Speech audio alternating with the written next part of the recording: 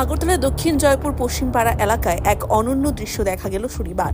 দীর্ঘ 40 থেকে 45 বছর ধরে হাওড়া নদীর তীরে সরকারি জমিতে বসবাসকারী 19 পরিবার আজ পুর নিগম, এসডিএম, তহসিলদার ও পুলিশের উপস্থিতিতে সরকারি নোটিশ মেনে হাসিমুখে নিজেরাই ভেঙে দিলেন তাদের বসতঘর। অভিযান চলাকালীন নিগমের কর্মীরাও সহযোগিতার হাত বাড়িয়ে দেন। পরিবারগুলির সক্রিয় অংশগ্রহণে ও শান্তিপূর্ণ মনোভাব দেখে প্রশাসনও খুশি হয়। Report India 25 news.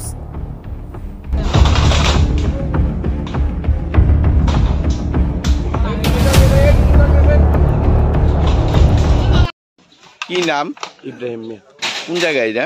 জয়পুর দক্ষিণ পাশে, নদীর পাশে। আচ্ছা, এবার কি কিছু ঘটনা বলছে আমরা? ঘটনাটা দীর্ঘ আজকে 4 মাস ধরে প্রথম একবার নোটিশ দিছে নদীর কিনারাতে খালি করার লেগে। হ্যাঁ, তো আমরা সবাই মিলা এমএলএ দ্বারা গিয়েছিলাম, যাওয়ার পরে ওয়ার্ডে গেছি, সবখানে প্রেসিডেন্টের দ্বারা গেছি, বুথ সেক্রেটারির দ্বারা গেছি, সবাই দ্বারা যাওয়ার পরে তারা কইছে একটা না একটা বিকল্প থাকবো, নিশ্চিন্ত থাকবো। তো আমরা প্রত্যেক দিন ধরেই আমরা ফেস করছি 4 মাস ধরে দীর্ঘ। যাওয়ার পরে আমরা ফ্যামিলি নিয়ে প্রবলেম, তো আমরা সবাই মিলে স্যারের দ্বারা যাওয়ার পরে স্যারে কইছে, গত কিছুদিন আগে গিয়েছে, স্যারে কইছে বিকল্প একটা না একটা কিছু করবো। তো বাংলাদেশে এতে আমরা কোনো অন্যায় না বা দোষ না, নদীর বান্ধের কাজ সবার ক্ষেত্রে ভালো, মানুষের ভালোর কাজ করতেছে। আমরা অনুরোধ করুম স্যারের দ্বারা আমরা যাতে একটা বিকল্প কোনো কিছু করে। আর আমরা ডিএম স্যারও আমরা আশ্বাস দেওয়া হয়েছে ভালো, ডিএম স্যারও প্রচণ্ড হেল্প করছে, তহসিল থেকেও আমরা হেল্প করতেছে, প্লাস ওখানে যে মিউনিসিপালিটিতে ভাঙতে আইছে তারাও প্রচন্ড আমরা হেল্প করতেছে।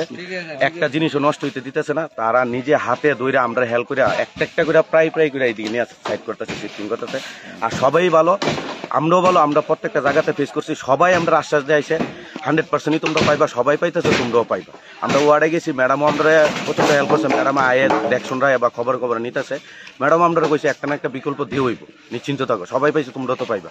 Councillor madam? হ্যাঁ, কাউন্সিলর ম্যাডাম।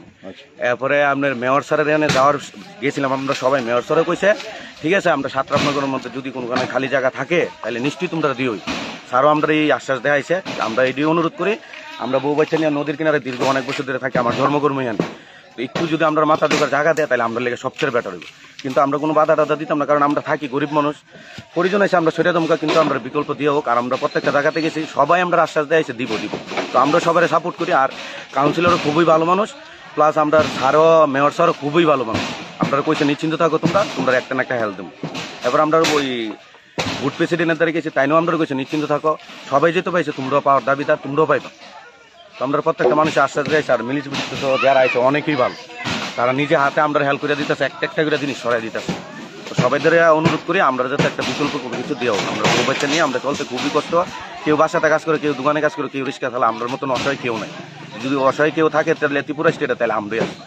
আগরতলা সকাল থেকে আমরা অভাবে আছি, কারণ আমরা বিকল্প কেউ নাই, পড়াশোনার মধ্যে কেউ নাই, সব মূর্খ মানুষ। আমরা নদীর কিনারে থেকে বাস করি, একবেলা না খাই, আরেকবেলা খাই না, পাই না খামো করতে, আর জায়গা করতে আমরা কম।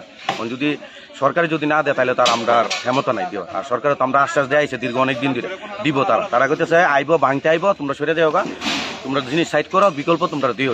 তো আমরা ওই আশায় আছে। আর দীর্ঘ 4 মাস ধরে আমরা দৌড়াইতেছি কন্টিনিউ।